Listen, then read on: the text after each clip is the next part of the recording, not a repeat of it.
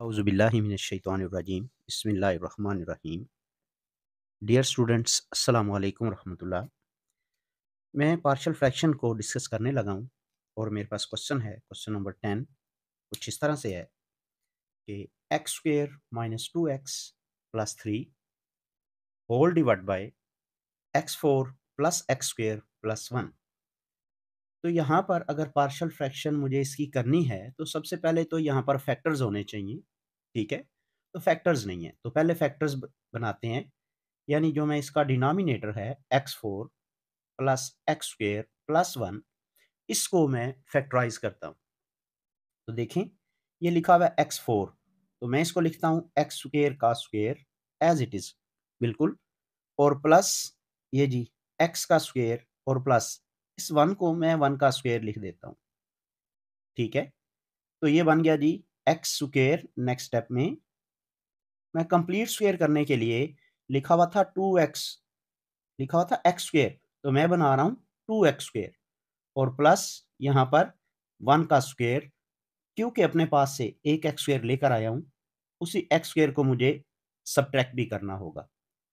तो उसकी वजह से ये बन जाएगा, ये इतने 3 हिस्से मिलके x square plus 1 whole square और माइनस ये जी एक्स का स्क्वायर।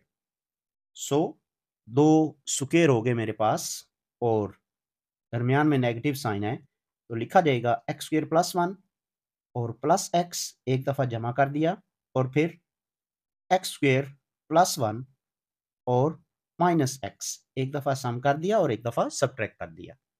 तो मेरे पास जो फैक्टर्स बने वो कुछ ये बने, x square plus x plus 1 और x square minus x plus 1। तो इस वजह से हम बात ये करेंगे कि मेरे पास जो रकम लिखी हुई थी ये वाली, x square minus 2x plus 3 whole divide by x4 plus x square plus 1, ये असल में कुछ ऐसे लिखी हुई थी, x square minus 2x plus 3 whole divide by, अब मैं यहाँ पर ये वाले फैक्टर यहाँ लिखने लगा हूँ, तो ये बनेगा x square plus x plus 1 और x square minus x plus 1। तो इसका मतलब ये हुआ कि मुझे इसको रिजॉल्व करना है इनटू पार्शियल फ्रैक्शन। सो इसको रिजॉल्व करते हैं, तो क्या बना जी, x square minus 2x plus 3 whole divide by x4 plus x square plus 1, this is equal to, भाई याद रखिएगा अगर यहाँ पर डिनोमिनेटर में क्वाड्रेटिक है तो इसके ऊपर रिमाइंडर के तौर पे लिखा जाएगा a x plus b divide by x square plus x plus 1 और प्लस यहाँ पर c x plus d whole divide by x square minus x और प्लस 1। तो अब यहाँ पर हम क्या करते हैं, राइट साइड के ऊपर मुझे ये पार्शियल फ्रैक्शन बनानी है, उसके लिए हम क्या करेंगे, एलसीएम लेते हैं। स्टेप्स हमें याद होने चाहिए, x square minus 2x plus 3 divide by x4 plus x square plus 1, यहाँ पर लेंगे जी एलसीएम, तो ये बनता है x square plus x plus 1 into x square minus x और प्लस 1। तो यहाँ पर ये इस तरह बनेगा ए एक्स प्लस बी और इसके साथ मल्टीप्लाई होगा x square minus x plus 1 और plus c x plus D और इसके साथ मल्टीप्लाई होगा एक्स स्क्वायर प्लस एक्स और प्लस 1। जी ठीक होगी बात। अब ये फैक्टर इस फैक्टर्स आपस में कट जाते हैं क्योंकि ये चीज यही है, तो इस वजह से यहाँ पर रकम मेरे पास बचेगी x square minus 2x plus 3।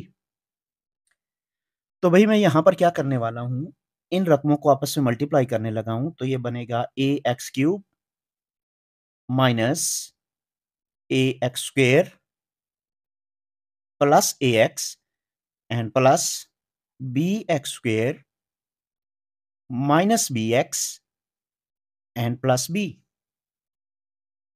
Plus, अब इस रकम की बारी c x power 3 plus c x square plus c x. अब नेक्स्ट बारी डी की, तो मैं लिखने लगा हूं d x square plus d x और प्लस डी। यहां तक ये मेरे पास रिजल्ट्स कुछ इस तरह से आ जाते हैं। और अब मैं क्या करता हूं, कंपेयर करता हूं इनको आपस में। एक्स क्यूब वाली टर्म्स देखें तो बन रहा है ए प्लस सी और साथ में पावर है जी एक्स क्यूब।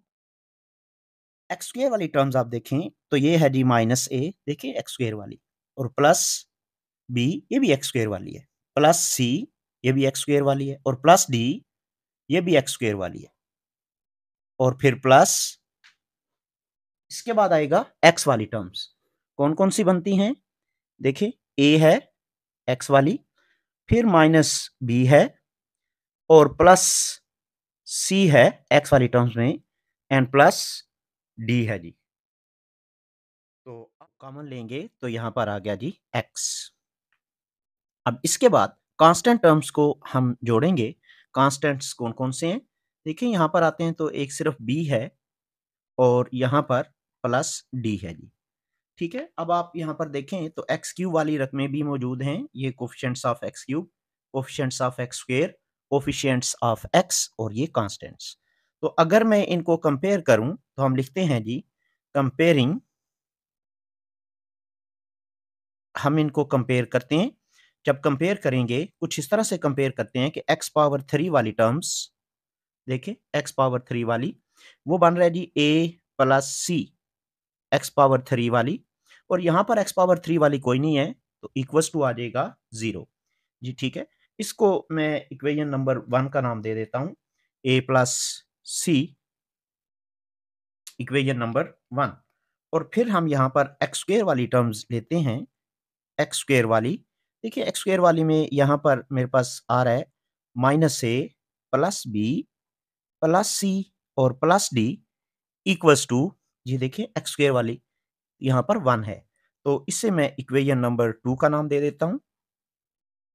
एक्स वाली जो टर्म्स हैं जिनके साथ एक्स वेरिएबल आ रहा है वो है जी ए और माइनस बी और plus c and plus d, plus c plus d, this is equal to, यहां पर एक्स वाली कौन सी हैं उसको इक्वल टू रखेंगे -2, और फिर एक्स पावर 0 या फिर कांस्टेंट टर्म्स, तो वो मेरे पास बन रहा है जी बी प्लस डी, ये जी बी प्लस डी, और ये राइट साइड पे मेरे पास जो रिजल्ट बनेगा दैट इज इक्वल टू 3।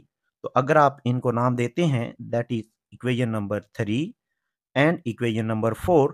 अब नेक्स्ट मेरा काम ये है कि मैंने इन इक्वेशंस को सॉल्व करना है, और सॉल्व करने के बाद ए बी सी डी की कीमतें बनानी है। तो नेक्स्ट पेज पे चलते हैं जी। तो मैं सबसे पहले यहाँ पर जो बात सिखाने वाला हूँ वो ये है कि आप देखें तो मेरे पास इक्वेशन नंबर कौन सी डी, इक्वेशन नंबर 2 को अगर आप देखें तो ये कुछ ऐसे लिखा हुआ है minus a plus c plus b plus d equals to 1। तो मैं इनको थोड़ा इस तरतीब से लिखने लगा हूँ, ध्यान दीजिएगा। ये लिख रहा हूँ माइनस ए और प्लस सी, ठीक है, और प्लस बी और प्लस डी, इसे मैं नाम दे रहा हूँ जी दैट इज इक्वल टू 1। इसे हमने नाम दिया था इक्वेशन नंबर 2, और इसमें मैं b प्लस डी की जगह पर 3 रखने लगा हूं। यहां पर देखिएगा ये लिखा है माइनस ए प्लस सी और प्लस, मैं यहां पर 3 दर्ज कर रहा हूं दैट इज इक्वल टू 1। तो अगर मैं इसको सिंप्लीफाई करूं तो ये बना माइनस ए और plus c that is equal to -2। ये 1 -3 हो मिलके कितना हो जाएगा -2। तो मैं इसको इक्वेशन नंबर 5 का नाम दे रहा हूं, और इससे एक और मेरे पास ऑलरेडी इक्वेशन है कौन सी जी, a plus c that is equals to 0। ये मेरे पास कौन सी थी, इक्वेशन नंबर 1 थी जी। ठीक होगी बात यहाँ पर इक्वेशन नंबर 1। तो अब देखें मैं यहाँ से ए और सी की कीमत बना सकता हूँ किस तरह से, मैं लिखता हूँ दिस सिंपलाइज, इनको अगर ऐड किया जाए तो रिजल्ट बनता है 2c, 2c की value -2 and c is equal to -1। और हमें पता है since a plus c that is equal to 0, तो a और -1 c की जगह पर कीमत लगाई विच इज इक्वल टू 0, तो a की वैल्यू आ जाती है 1। तो मेरे पास देखें a और c की कीमतें आ चुकी हैं। सिमिलरली वापस आते हैं और मैंने उस वक़्त इक्वेशन नंबर यहाँ बात की थी और किसकी 3 की। अब मैं इक्वेशन नंबर 2 पे आ रहा हूँ, ठीक है? बल्कि अब हम क्या करते हैं इक्वेशन नंबर 3 पे आ जाते हैं। ये मैंने इक्वेशन नंबर 2 की बात की थी। अब बल्कि मैं इधर लिख भी देता हूँ आपको ताकि याद रहे।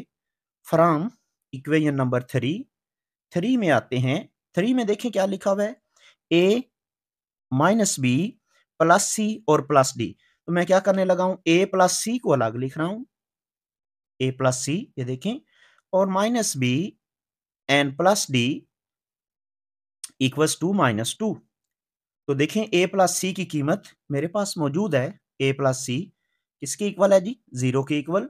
तो मैं लिखने लगा हूं 0 माइनस बी और plus d that is equal to minus two. तो बात ये बनी माइनस बी प्लस डी, ये रिजल्ट आ गया -2 के। तो हम इसको इक्वेशन नंबर 6 का नाम दे देते हैं। और ऑलरेडी मेरे पास इक्वेशन है, इक्वेशन नंबर 4, जो कि ऐसे है b plus d equals to 3। That was equation number 4। अब हम इन दोनों को सॉल्व करते हैं उसी तरीके से। अगर मैं इनको जमा करूं तो ये बन गया जी 2d इज इक्वल टू 1।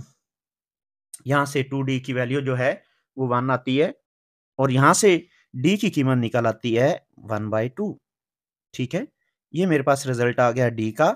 और हमें पता है जी कि b plus d equals to है 3। तो मैं d की जगह पर कीमत लगाऊंगा 1/2 दैट इज इक्वल टू 3। तो b की कीमत बन रही है 3 माइनस 1/2।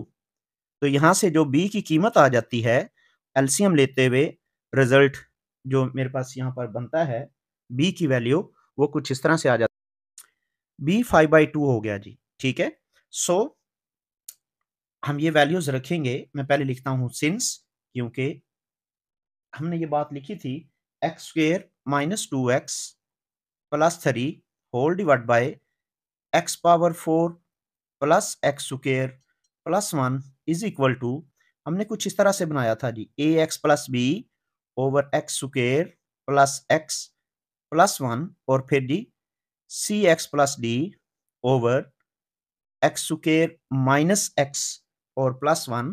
तो इनमें मैं कीमतें दर्ज करूंगा। ए की जगह पर आ जाएगा जी 1 और डॉट एक्स प्लस बी की जगह पर आ जाएगा 5/2 whole divide by x square plus x plus 1 and plus c की जगह पर आ जाएगा जी 1/2 और साथ एक्स और प्लस डी की जगह पर आ जाएगा जी मेरे पास रिजल्ट, अच्छा सॉरी, डी की जगह पर ये वैल्यू मैंने बनाई हुई है 1/2, वो दर्ज करूंगा और सी की जगह पर रखूंगा -1 जी। ठीक है, यहाँ पर सी की जगह पर -1 दर्ज करेंगे।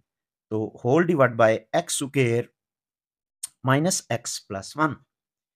अब हम क्या करते हैं, यहाँ पर इसका एलसीएम लेंगे तो ये बनेगा जी 2x plus 5 whole divide by ये 2 ऑलरेडी डिनोमिनेटर में आएगा साथ, तो ये रकम बनेगी x square plus x plus 1 and minus, जब यहाँ से एलसीएम इसका लूंगा तो ये बनता है 2x minus 1, minus by common आ गया जी यहाँ पर, तो ये बन गया जी 2 इंटू ये 2 जो एलसीएम था और साथ में क्या आया एक्स स्क्वायर माइनस एक्स और plus 1, that is partial fraction.